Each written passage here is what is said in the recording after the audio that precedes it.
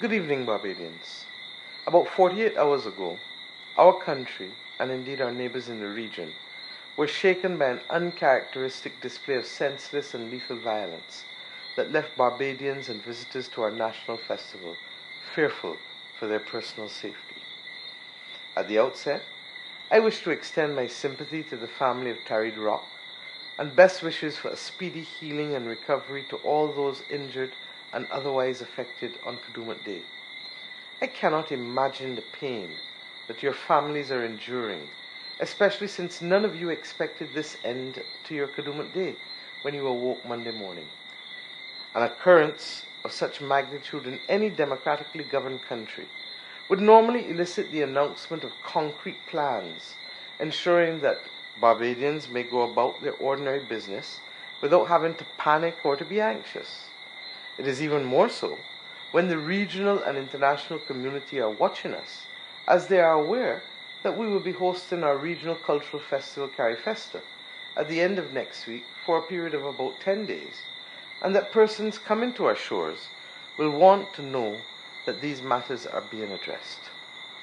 While we appreciate the moral message delivered by the Prime Minister and indeed the Christian Council, we remain deeply concerned that it is only the Prime Minister and his government who constitute the executive of the country and who are the majority in Parliament.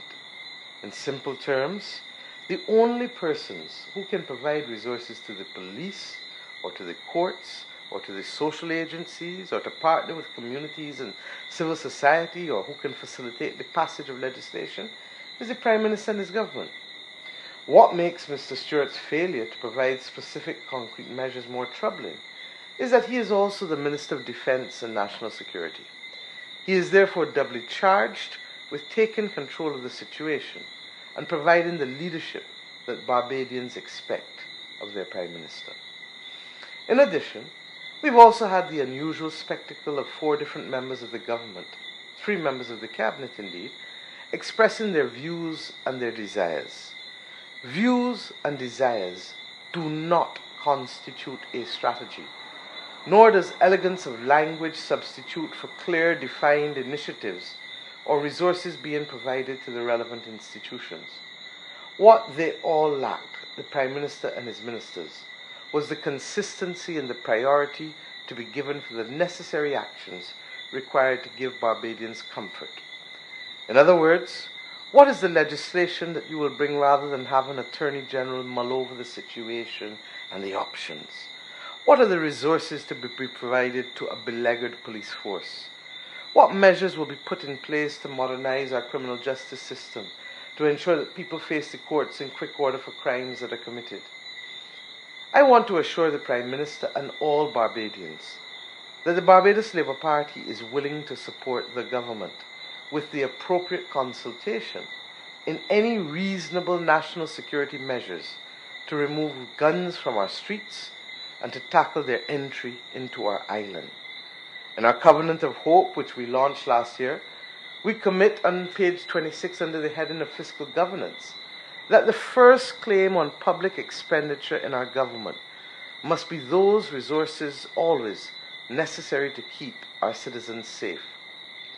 We therefore understand the importance of a non-partisan approach to matters of national concern, just as we recognize that multifaceted solutions are required to tackle an issue that is rooted largely in the social conditions in some sections of our community.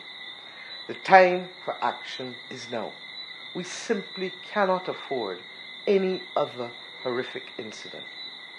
Our parliamentarians are ready to play our part in support of any firm, fair, and effective action to end the senseless violence that has claimed 7 lives from 16 shooting incidents between May 1st and July 31st this year, even before the incident on Monday. If Parliament is to be recalled from its summer recess, as it was in the emergency ensuing after the fire at Glenderry in 2005, we will be actively involved in the consideration of any and all measures placed before the Parliament. My call for concrete action from the Prime Minister is therefore not about politics. Stray bullets do not care if someone is a dem or a B, if they're rich or poor, if they're old or young. Anyone can become an innocent victim of indiscriminate behavior. Barbadians must be able to go about their ordinary business daily without having the fear of someone attacking or robbing them. That must be our simple but noble objective. It is to Barbadians that we owe this first duty. In addition to our enviable reputation for being a safe place to live and to work, we also have the same reputation as a safe place to visit. These incidents can potentially destroy that reputation and, in fact, impact our two major earners, tourism and international business. These pay our bills. As for crop over specifically, several people often book for the following crop over after having a great time at the one they attended. We only need confirmation of this from the back page of one of today's publications. If those in attendance this year do not have the calm assurance that the Barbadian authorities can manage the situation, they may not be inclined to return. This will impact everyone, from hoteliers to the women and men involved in the selling from fish cakes to craft. Many are depending on that money that they make for back-to-school purchases. Similarly, there are those involved in water sports or who drive taxis or who depend on car rentals. All are at risk of further losses. So this is why the Prime Minister must give leadership to this entire process. All of us as Barbadians stand to lose if the perception goes abroad that Barbados is no longer a safe place to live or visit. I want to urge those with influence in our communities to persuade our young men and women in particular to end this cycle of violence. Indeed, our entertainers have already done so.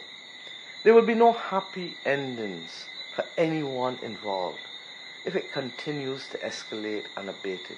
For no one. So while we support an effective and responsive system of law and order, I want to remind Barbadians that we are also committed to reintroducing as a matter of urgency the training and the mentorship programs that for many years helped our young people negotiate their passage to adulthood.